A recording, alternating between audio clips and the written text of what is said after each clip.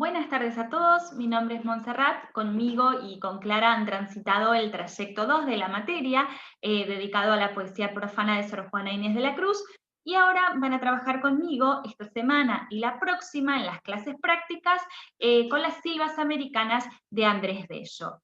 Estamos en el trayecto número 3 de la materia, que se denomina el americanismo literario y el discurso ilustrado de la emancipación, la reinvención de América.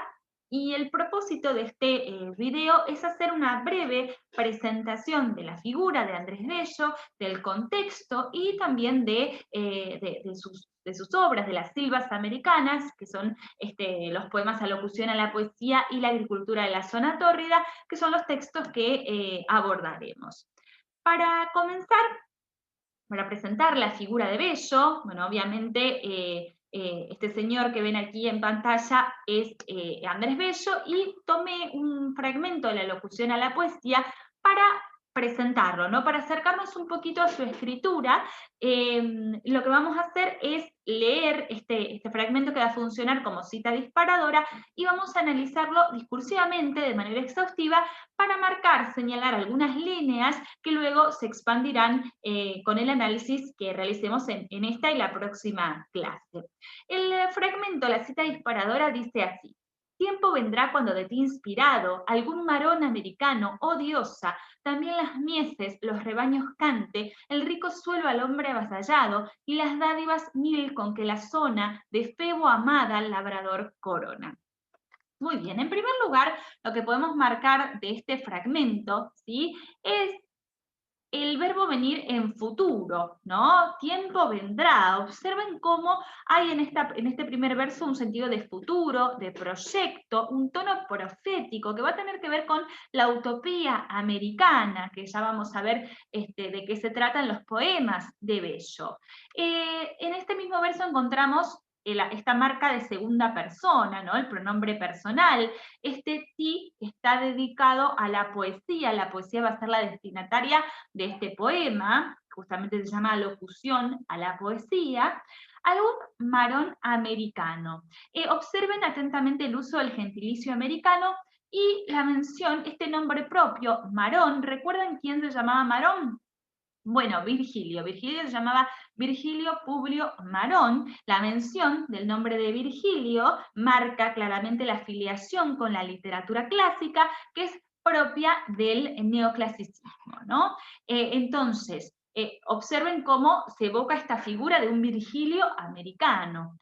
Oh diosa, tenemos acá la sacralización de la poesía como una figura femenina, como una diosa.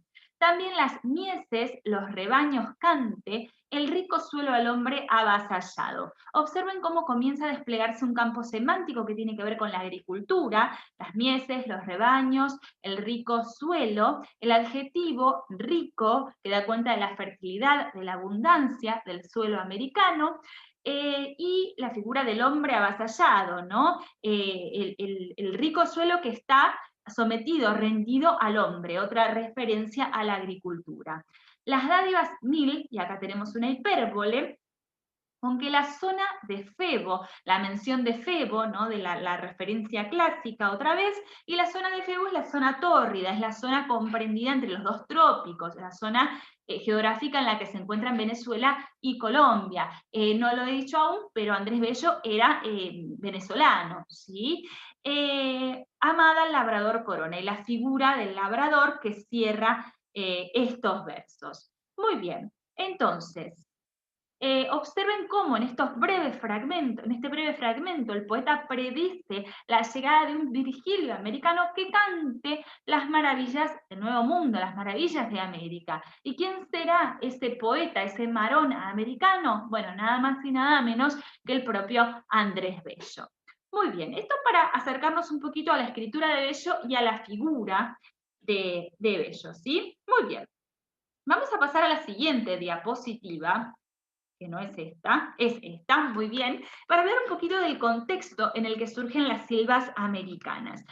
Nosotros pasamos del barroco a este periodo. Estamos en este momento a principios, en los primeros años del siglo XIX, en una nueva y crucial etapa en la vida de los pueblos americanos, ya que, bueno, se marca el final de la colonia, las revoluciones de la independencia y los primeros años de los pueblos americanos como naciones. Es un momento en el que la patria se está gestando, ¿sí? Y es un momento también en el que se ligan, se encuentran estrechamente vinculadas las cuestiones políticas y lo literario. Estamos entonces en los años de las revoluciones de la independencia.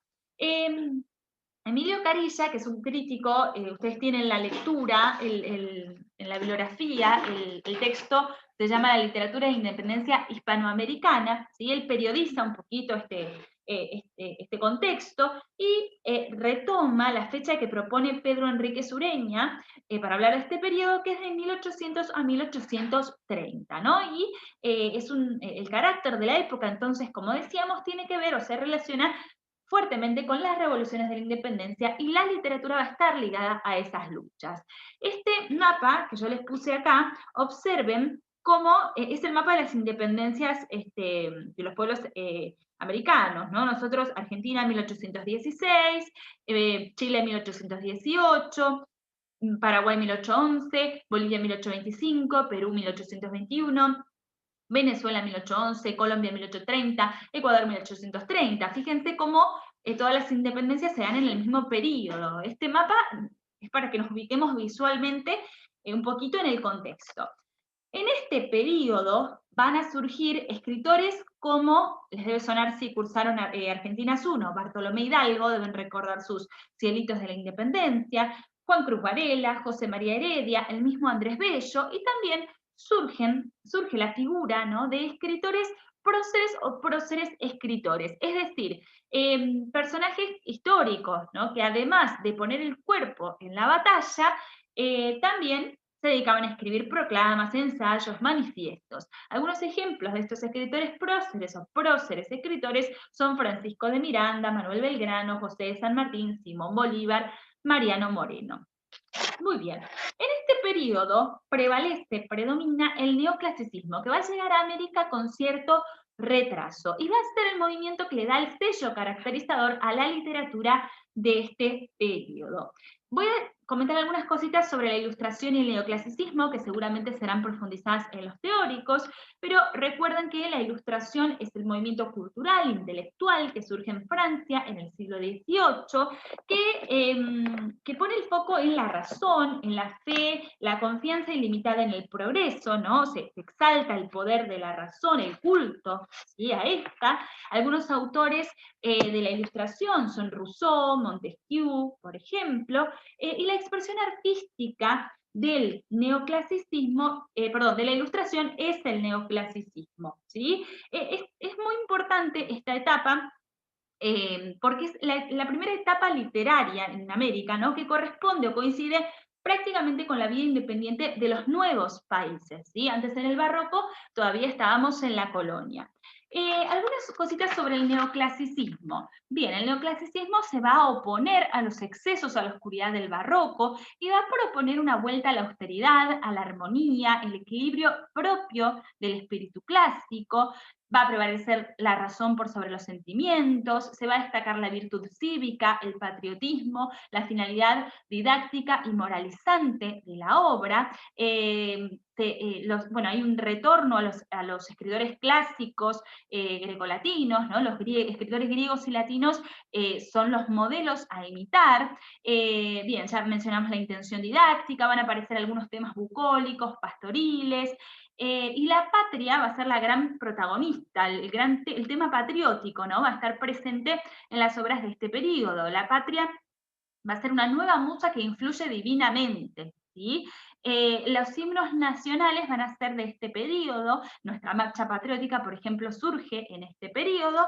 Muy bien, estas son algunas líneas, algunas cositas para contextualizar este periodo histórico.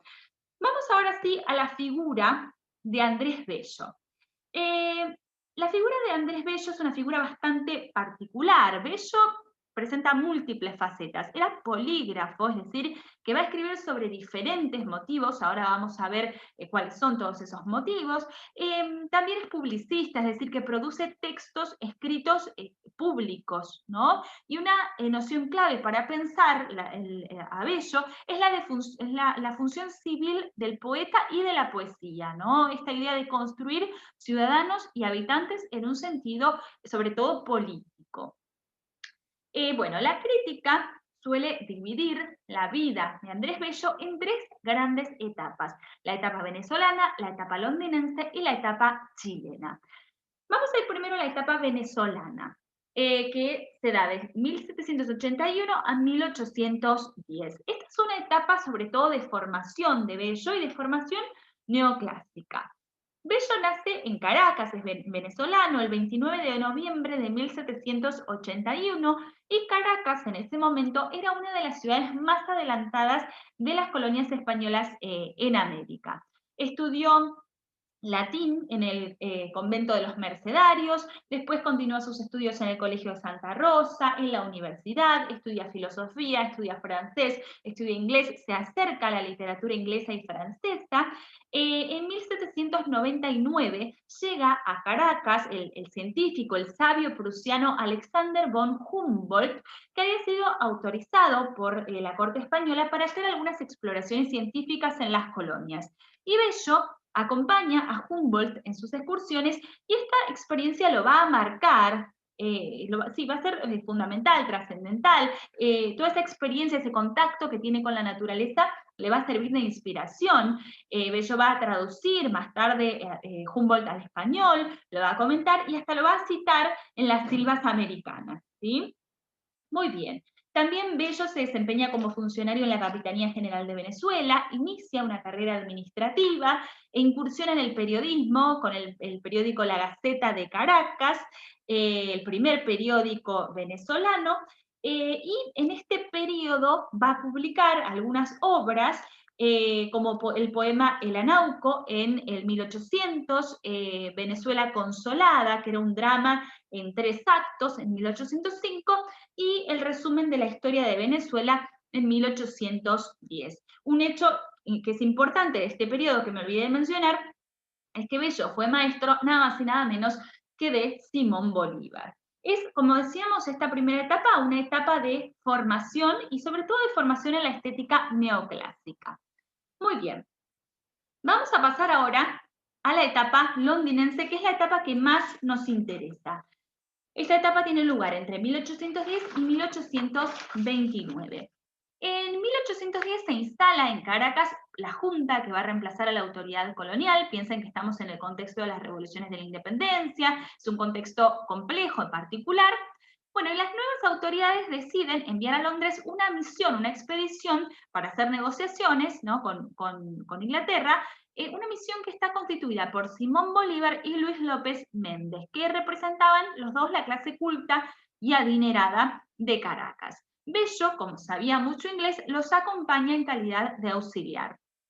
Las negociaciones con Inglaterra se hicieron muy difíciles, no resultaron. Bolívar y López Méndez volvieron a Caracas, pero Bello se quedó en carácter de exiliado por 19 años en Londres, sin sueldos oficiales, con escasos medios propios, y aprendió a vivir de tareas culturales, y no abandonó nunca sus estudios. Él pasaba largas jornadas en el Museo Británico y en bibliotecas, leyendo, estudiando, bien, y siempre esperando la oportunidad para regresar a América y a su Caracas natal. Bueno, cómo subsiste, cómo vive, cómo sobrevive en Londres, dando clases particulares, es maestro particular de los hijos de un noble llamado Hamilton. Este periodo nos interesa porque él va a publicar, ¿sí?, en esta etapa, en Londres, 2 revistas, en 1823, Biblioteca Americana, y en 1826, Repertorio Americano. En estas revistas va a publicar Alocución en la Poesía en 1823 y La Agricultura de la Zona Tórrida en 1826. Ya vamos a volver a esta etapa porque es la etapa que más nos interesa, ya que vamos a trabajar con las citas. Muy bien. Vamos a ir ahora a la etapa chilena, que se da entre 1829 y 1865. Bello entonces no puede volver a su Caracas natal, pero luego de algunas negociaciones vuelve a América y se instala en Chile. Allí ocupa cargos relacionados con el Ministerio de Asuntos Exteriores, es senador, rector de la universidad, seguramente habrán visto que la universidad en Santiago de Chile se llama Universidad Andrés Bello, es filólogo, autor de obras relacionadas con el derecho, ¿no? Promulgó, por ejemplo, el Código Civil de Chile en 1856. Bueno, y acá tienen algunos textos que ha publicado relacionados con gramática también, ¿no? Tal vez han trabajado algunos de estos textos en gramática. Bueno, volvamos entonces, bueno, hasta que muere, se queda en Chile en 1865. Volvamos entonces a la cuestión de las revistas, que es la que me interesa. Bien, Bello publica entonces, como ya dijimos, en 1823, una revista que es la Biblioteca Americana. Se publican solamente 2 números de esta revista y, bueno, 3 años después publica Repertorio Americano, de la cual se publican 4 números. Eran revistas muy costosas, que incluían láminas, grabados, entonces, bueno, no se pudieron cubrir los costos y se dejaron de publicar. Lo cierto es que Bello publica estas revistas junto con Juan García del Río, un colombiano, y observen, les quiero leer un pedacito de una carta que envía Bello cuando recién están haciendo esta idea de la revista Biblioteca Americana, y le envían una carta al entonces ministro de Chile en Londres, llamado Antonio José Irizarry. Y fíjense cómo presenta o qué dice de las revistas. Dice lo siguiente, él habla a la hora de publicar estas revistas, de la general necesidad que tienen los nuevos países americanos. Observen cómo se habla de nuevos países americanos, ¿no? La patria, los pueblos que se están gestando, de papeles útiles, ¿no? La idea de utilidad relacionada con esto de fundar las nuevas repúblicas americanas, con el proceso de construir una nación, ¿no? Dice, entonces, repito, la general necesidad que tienen los nuevos países americanos de papeles útiles que contribuyan a la ilustración de los ciudadanos en ramos tan interesantes como las ciencias, las artes y las letras, ¿sí? Bien, esto es lo que decía Bello de estas revistas. Yo les traje algunos los paratextos en realidad de estas revistas que me interesa que miremos un poquito antes de ir a las silvas. Recordemos que Bello publica, está publicando desde Londres. Observen cómo se presentan. Fíjense, esta es la portada de la Biblioteca Americana.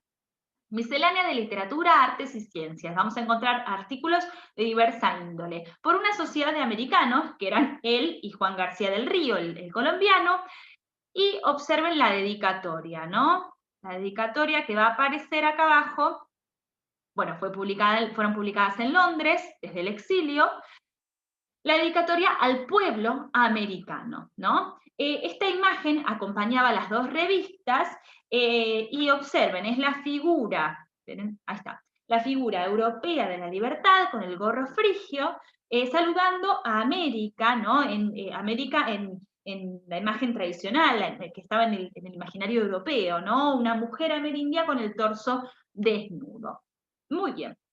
Y otro paratexto que es interesante que destaquemos es el epígrafe con el cual venían acompañadas estas revistas. El epígrafe estaba en italiano y son algunos versos de la canción Quinta de Petrarca. Observen lo que dice, el epígrafe estaba en italiano, pero yo no lo voy a leer en italiano, sino que voy a leer la traducción.